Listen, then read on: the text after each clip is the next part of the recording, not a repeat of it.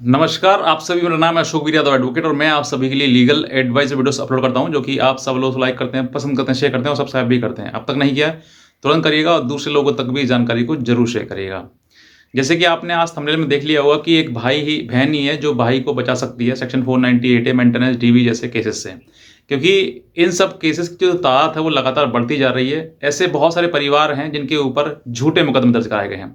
मैं बात सिर्फ झूठे मुकदमे कर रहा हूँ, जिन्होंने सही किया है या फिर सच के केस किए हैं वो अलग चीज़ है, लेकिन जिन्होंने झूठे किए हैं, बहुत सारे ऐसे परिवार हैं जो सिर्फ और सिर्फ बिना किसी गलती के वो सिर्फ और सिर्फ अपनी पत्नी के वजह से कोर्ट कचहरी के चक्कर लगा रहे हैं। तो थोड़ा सोच समझ कर शादी करिएगा, क्योंकि शादी करने का मतलब ये नहीं है कि शादी कर ली और घर में बहू आ गई तो जैसे हम रहेंगे वैसे रह लेगी। अब ज़माना पलट चुका है, बदल चुका है। हो सकता है कि आपके ऊपर किसी प्रकार से गलत महिला अगर आपके घर में आ गई है तो वो आपको और आपके परिवार को पूरे को कोर्ट कचहरी के चक्कर लगवा दे, और चक्कर तो सही सही है लेकिन कटघरे में खड़ा कर दे आपके लिए। तो आप बहुत समझकर अपना फैसला लें, शादी बहुत सोच और समझदारी के साथ में करें। सबसे पहली बात, जैसे जिस तरीके से आप आजकल के जो केसेस हैं वो बढ़ रहे हैं, सेक्शन 498 ए मेंटेनेंस डीवी, ये सब कुछ झूठ के आधार पर लगा दिए जाते हैं और उसके बाद जो है वो उसको लड़ते हैं। और लड़ने के दौरान जो पति का जो मेंटल जो लेवल है वो बहुत ही ज़्यादा बिगड़ जाता है। साथ साथ में उसके परिवार के, जिनका बिल्कुल कोई कसूर नहीं है, 498 जैसे केस में बहन, भाई, पापा, उसकी मम्मी, सब परिवार का जितने भी लोग हैं उन सभी लोगों का नाम दे दिया जाता है। और इस गलती को करते समय पत्नी एक बार ये नहीं सोचती है कि मुझे उस घर में जाना है या फिर नहीं जाना है, क्योंकि वो ये सोचती है कि मुझे इनको बस किसी प्रकार से मेंटल टॉर्चर करना है, ताकि टॉर्चर जो होंगे तो इन पर प्रेशर बनेगा, और प्रेशर बनेगा तो हो सकता है कि ये जो बात जो मेरा पैसा खर्च हुआ शादी का वो पैसा सब कुछ वापस मिल जाए। क्योंकि mostly commonly honourable supreme court ने भी ये वर्डिक्ट कहा गया है कि ये लीगल जो है टेररिज्म की तरह काम कर रहा है। मतलब महिलाएं जो हैं वो इसको एक हथियार की तरह इस्तेमाल कर रही हैं कि जिस समय उनको लगता है कि मुझे इस घर में रहना ही नहीं है तो वो 5-6 केस लगा कर डाल देती हैं, जिससे कि पति के परिवार पर जो है वो पूरा प्रेशर बन जाता है। और प्रेशर के दौरान चलते हुए वो मनमानी रकम अपने वसूलती हैं ससुराल पक्ष से, और उस दौरान जो है ये सोचते हैं कि हमें फैसला कर लें और पैसा मिल जाएगा। तो ये सब चीज़ें अगर आपके साथ में हो रही हैं या फिर आपके मन के अकॉर्डिंग, मतलब जो वो बात मैं जो कह रहा हूँ उसके अकॉर्डिंग हाँ वाकई यही है, क्योंकि कहीं ना कहीं झूठे केसेस करे गए हैं और अब जो है वो पैसा की डिमांड कर रही है कि सेटलमेंट के नाम पर हमें इतना लाख रुपए चाहिए। तो ये समझ लीजिए कि इस तरीके की जो चीज़ें आपके ऊपर मुकदमे जो करे हैं, केसेस करे हैं, वो सिर्फ और सिर्फ यही कारण है कि मेंटल प्रेशर बनाया जा सके। अब इन सब चीज़ों के लिए निपटना कैसे है वो भी समझ लीजिए, क्योंकि मेंटल प्रेशर बनाना यानी कि जितना मेंटल प्रेशर उतना पैसा आपसे निकाला जाएगा। तो आप इस प्रेशर को पहली बात तो अपने माइंड पर लेने मत दीजिए, मतलब हावी ना हो जाए आपके ऊपर प्रेशर। दूसरा, इसके लिए बचने के लिए क्या करें?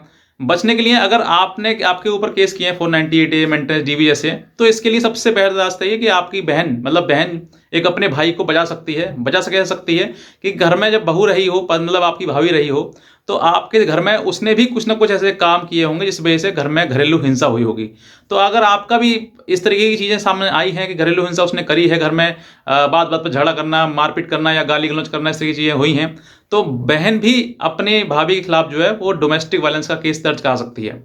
अब इसका मतलब ये नहीं है कि डोमेस्टिक वायलेंस का केस दर्ज सिर्फ बहू करा सकती है।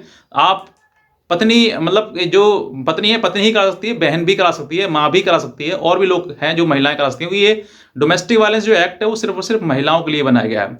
अब महिला के नज़र से अगर देखा जाए कि भाई पत्नी जो है वो महिला है, तो बहन भी उसमें फीमेल है, वो भी महिला है, माँ भी महिला है, तो माँ के अकॉर्डिंग भी वो सब चीज़ें की जा सकती हैं। और भी सारे हैं। अगर वो उसने लगता है कि वाकई उसने केस इसी वजह से करे हैं कि मेंटल प्रेशर बनाने के लिए, परेशान करने के लिए, हरास करने के लिए, तो बहन भी अपने भाई के एवज में, मतलब भाई को बचाने के लिए, हो सकता है कि वो भी भाभी या भाभी के परिवार वालों पर केस कर सकती है।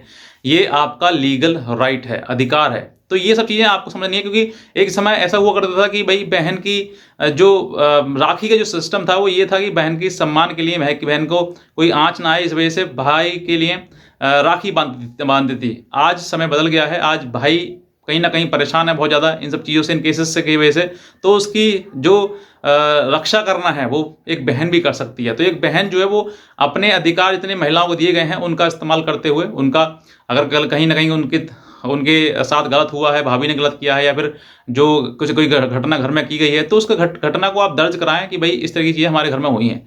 आप अपने भाई को बचा सकते हैं, साथ साथ में अपने माता पिता जो भी लोग हैं उन सबको भी बचा सकते हैं। तो एक भाई की रक्षा एक बहन बहुत अच्छे से कर सकती है। मैं बहुत कुछ भी है जो वीडियो मैं आपको बता सकता हूँ।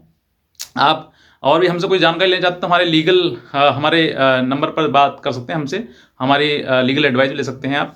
तो ये सब चीज़ों के लिए आपको समझना है और इन्हीं तरीके से आपको लड़ना है ताकि आप अपने भाई की सुरक्षा कर सकें और आप अपने अपने भाई को बचा सकें। क्योंकि आजकल जो समाज समय जो है वो कहीं ना कहीं महिलाएं जो वो उनका दुरुपयोग करती हैं कानून का और झूठे आरोप जो लगाते हुए मुकदमा दर्ज करा देती हैं। तो जो महिला झूठी है, मैं सच की बात नहीं कर रहा हूँ, सच जो उन्होंने किया है उनको इंसाफ कहीं ना कहीं कोर्ट से मिल ही जाएगा, ऑनरेबल कोर्ट से।